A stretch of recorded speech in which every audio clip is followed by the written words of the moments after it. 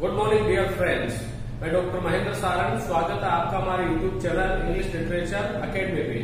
Dear student, today we are going to discuss about the very most prominent poet and writer, that name is Kabir. Dear friends, Kabir was belong to ancient culture and ancient era.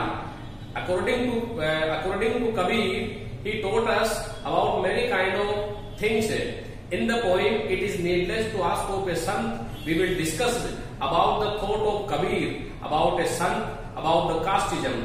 उनके द्वारा लिखी गई जो कविता है it is needless to ask of a sant, एक बहुत ही मोस्ट फेमस सोशल पोएम है जिसमें एक संदेश दिया गया है कबीर के द्वारा।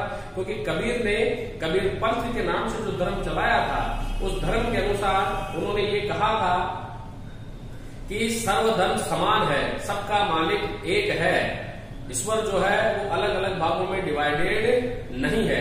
और उन्होंने ये भी हमें समझाया है कि we all are one, we are not divided in Hindu, in Christian, in Muslim, in Sikh, we all are same. In the poem, it is needless to ask of a son.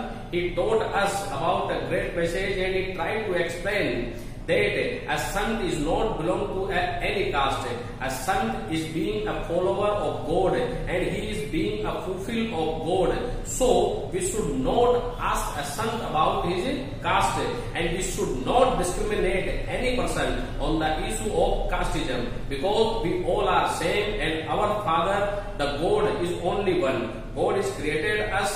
Thus Kabir gave us many kind of knowledge about the casteism, about the religion. So we will discuss in this video about his most famous poem that name is It is needless to ask of a sant. तो आइए अब हम शुरू करते हैं हमारा video. आप video को अंत तक जरूर देखें, लाइक और सब्सक्राइब जरूर करें।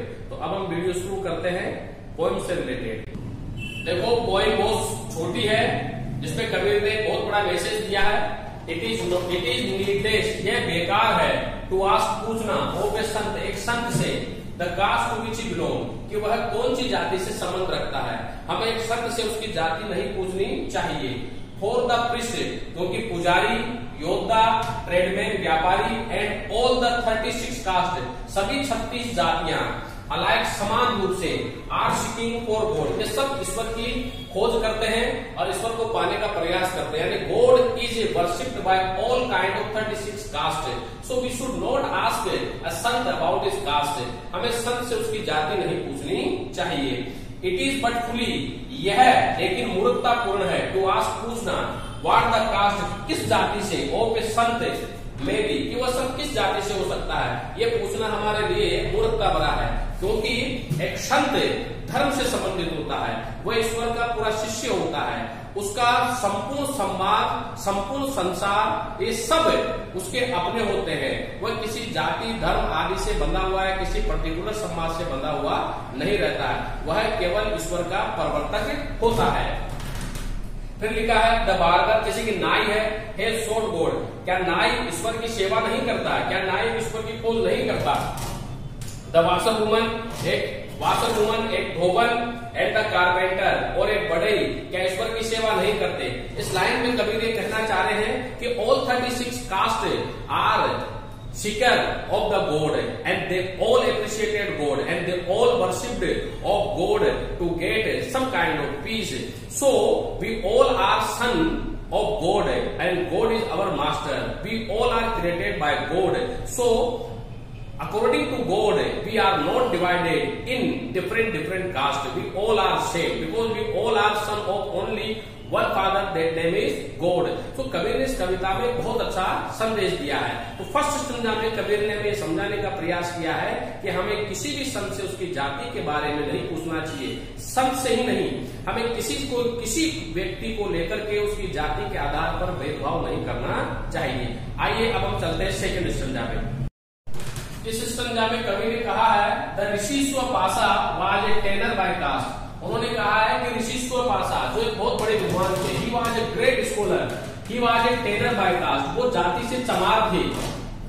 Hindus and Muslim alike have achieved. फिर कबीर ने कहा है कि चाहे वो हिंदू हो चाहे मुस्लिम हो, अलाइक समान रूप से अचीव्ड प्राप्त किया है उन्होंने, टेक एंड अपना अंत, यानी कि हिंदू हो चाहे मुस्लिम हो, they all die and after they all goes to the feet of God, वे ईश्वर की शरण में जाते हैं। वह जहां पे रिमेन्स रहता है, नो मार्क, कोई भी चिन्ह ऑफ डिस्टिंक्शन, यानी कि जो उसमें भेद कर सके, यानी कि हिंदू और मुस्लिम में भेद करने वाला ऐसा कोई भी चिन्ह नहीं रहता है जो ईश्वर ने उन्होंने दिया है। यानी कि यहां पर कबीर ये कहना चाह रहे हैं कि we all are son of God, Hindu and Muslim, they all dies and at last they all goes to the God of feet, वे ईश्वर के चरणों में जाते हैं और हम सब ईश्वर की संतान है। चाहे वो हिंदू हो मुस्लिम हो, दोनों का समान अंत होता है और दोनों अंत में मिट्टी में मिल जाते हैं। मिट्टी में मिल जाने के बाद न तो हिंदू न मुस्लिम के कोई भी ऐसा सिंबल नहीं रहता है जो ये बता सके कि वो किस जाति वो किस धर्म का है, क्योंकि ईश्वर ने किसी भी व्यक्ति में जाति व धर्म के आधार पर उसे नहीं बांटा है और न ही उसमें फर्क समझा है। इसीलिए कबीर ने हमें समझाने का प्रयास किया है, we all are same, we all are son of God, we are not divided in casteism and religion, we all are sons of only father, that name is God. इसीलिए हमें ईश्वर के समझ चलना चाहिए और हमें कभी भी किसी भी संत से ही नहीं बल्कि किसी भी व्यक्ति से भी हमें उसकी जाति धर्म को नहीं पूछना चाहिए। तो इस तरह से इस कविता में मैसेज दिया है।